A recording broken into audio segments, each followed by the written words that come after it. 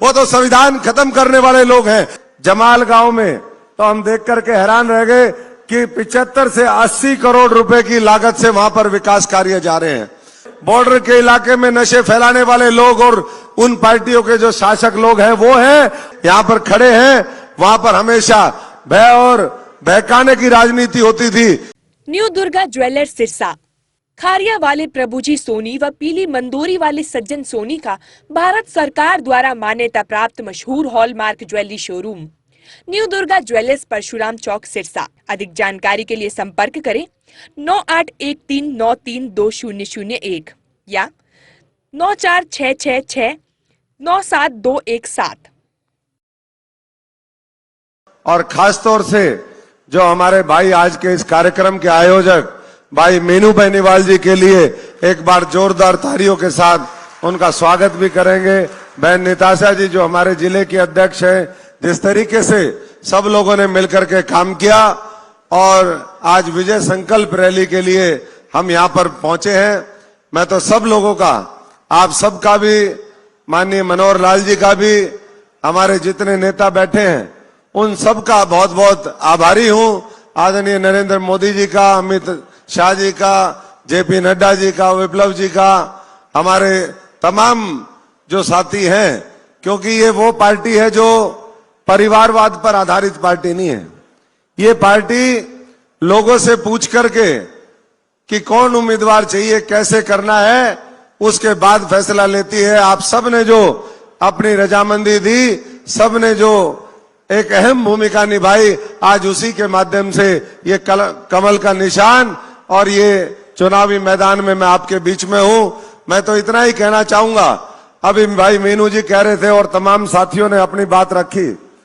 मैं पिछले लगातार 2 महीने से ज्यादा हो गए चुनावी समर में 9 की 9 विधानसभा में मैं गया हूं और 9 की 9 विधानसभा में जाकर के जब हमने देखा तो हम तो सबसे पहले मनोहर लाल जी का यहां पर धन्यवाद करते हैं कि उन्होंने बिना किसी भेदभाव के पूरे सिरसा संसदीय क्षेत्र को चमकाने का काम किया। समान जिस तरीके से विकास किया, आज वो हर गांव में जाकर के देखने को मिलता है। हम इसी संसदीय क्षेत्र के जब एलनाबाद के गांव में गए, जमाल गांव में, तो हम देख करके हैरान रह गए कि 75 से 80 करोड़ रुपए की लागत से वहां पर विकास कार्य जा रहे हैं। जब हम वहां पर शाहपुरिया में गए तो माइक्रो इरिगेशन के प्रोजेक्ट चल रहे हैं। 40 करोड़ रुपए की लागत से माइक्रो इरिगेशन का प्रोजेक्ट है। ढूकड़ा में गए, कहीं भी किसी भी गांव में गए, और मैं बधाई देता हूं आप सबको भी और खास तौर से हमारे पूर्व मुख्यमंत्री जी को कि जो उन्होंने एक संस्कृति इस प्रदेश में लेकर के आए, बिना पर्ची बिना खर्ची के सरकारी नौकरियां दी, जिसकी अभी चर्चा हुई, वो पूरे देश में बेमिसाल है। वो हरियाणा में आज उसकी हर जगह चर्चा है और वो होश इसलिए संभव पाया क्योंकि हमने पढ़ने लिखने की संस्कृति को जन्म दिया। आज लाइब्रेरियों की चर्चा चल रही थी, कभी देखने को नहीं मिलता था कि ऐसी लाइब्रेरी और उसमें दिन में बच्चे पढ़ते हो। एक तरफ दूसरे प्रदेशों में बॉर्डर के इलाके में नशे फैलाने वाले लोग और उन पार्टियों के जो शासक लोग हैं वो हैं, और दूसरी तरफ बच्चों को किस तरीके से आगे लाएं, आने वाली पीढ़ियों को किस तरीके से संवारें, वो एक संकल्प भारतीय जनता पार्टी के नेतृत्व का है। पूरे हल्के में आप सब जानते हैं, जिस हल्के में आप खड़े रहे, यहाँ पर खड़े हैं, वहां पर हमेशा भय और बहकाने की राजनीति होती थी। ये जो राजनीति का परिवर्तन हुआ वो आज मैं समझता हूं कि उसके माध्यम से आने वाला कल आप सबका होगा। मैं तो क्योंकि मुख्यमंत्री जी को आगे और 2 रैलियों में जाना है, मैं इतना ही कह सकता हूं कि जिस तरीके से किसानों के लिए यहां पर इस पार्लियामेंट हल्के के अंदर हमने, इस सरकार ने, केंद्र और प्रदेश की सरकार ने मिलकर के 4,500 करोड़ रुपया किसान सम्मान निधि, हमारे फसल बीमा मुआवजा वो दिया, जिस तरीके से नाले खाले बनाए, जिस तरीके से अभी चर्चा हो रही है कि और आने वाले समय में घग्गर की सफाई से लेकर के और तमाम नहरें निकाली जाएं। आपने मुख्यमंत्री जी रहते हुए जो काम किया वो मैं समझता हूं कि पहले की अगर सरकारें हैं, और मैं तो ये बात इसलिए जिम्मेदारी के साथ कह सकता हूं कि हमने भी प्रयास किए थे, लेकिन बहुत सी चीजें जिसको लेकर के हम संघर्ष कर रहे थे उसको हकीकत में बदलने का अगर किसी ने काम किया तो मनोहर लाल जी ने किया है। आज एक बार फिर ये देश का चुनाव है साथियों।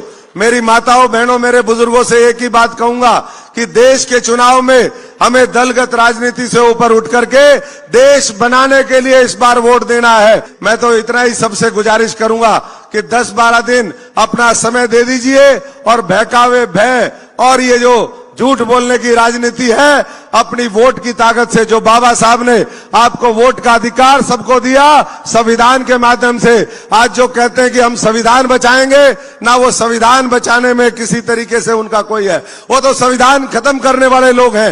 वो तो किसान मजदूर गरीब के ऊपर जीवन भर जब से देश आजाद हुआ उन्हीं लोगों ने प्रहार किया। आज अगर देश हमारा विकसित नहीं हुआ और मोदी जी उसको विकसित करने का संकल्प लेकर के आगे बढ़ रहे हैं, तीसरी दुनिया की अर्थव्यवस्था अगले 5 वर्ष में लेकर के उसका संकल्प आगे वो चल रहे हैं, तो हम सबसे यही अनुरोध और सबसे गुजारिश करेंगे कि अब समय आ गया है, पूरी ताकत लगाइए और 25 तारीख को कमल के निशान के सामने इतने बटन दबाइए कि जिनका वैसे दिमाग खराब रहा, जिनके आज भी अहंकार दिमाग में है, जो आज भी ये सोचते हैं कि उसी पुराने ढर्रे पे हम देश की जनता को लेकर के चलेंगे। आज ये digital India, make in India के साथ साथ ये जागरूक इंडिया है और मुझे पूरा यकीन है ये जागरूक इंडिया आने वाले समय में 400 पार करेगा और 4 जून को अपनी सिरसा की एक मजबूत हिस्सेदारी, पिछली बार बहन सुनीता जी को आप सब ने 3 लाख वोटों से जिताया था। मैं आप सबसे गुजारिश करूंगा, उस समय मोदी जी का, मनोहर लाल जी का 5 साल का कार्यकाल था, आज वो कार्यकाल 10 साल का हुआ है और इस बीच में बड़े बड़े फैसले हुए हैं। तो इसलिए 10 साल के कार्यकाल पे मोहर लगा करके इस बार नहीं, तीसरी बार नहीं, बार बार भाजपा सरकार बने, बार बार मोदी सरकार बने और आपके लिए काम करे। इसी संकल्प के साथ हम अपनी आज की जितनी भी हमारी 9 रैलियां थी, आज मुख्यमंत्री जी, पूर्व मुख्यमंत्री जी मनोहर लाल जी का हम धन्यवाद करते हैं कि आज समापन समारोह में, सारी रैलियों के समापन समारोह में वो यहां पर आए, आशीर्वाद दिया।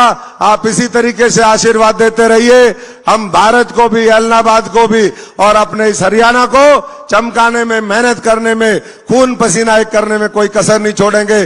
भारत माता की।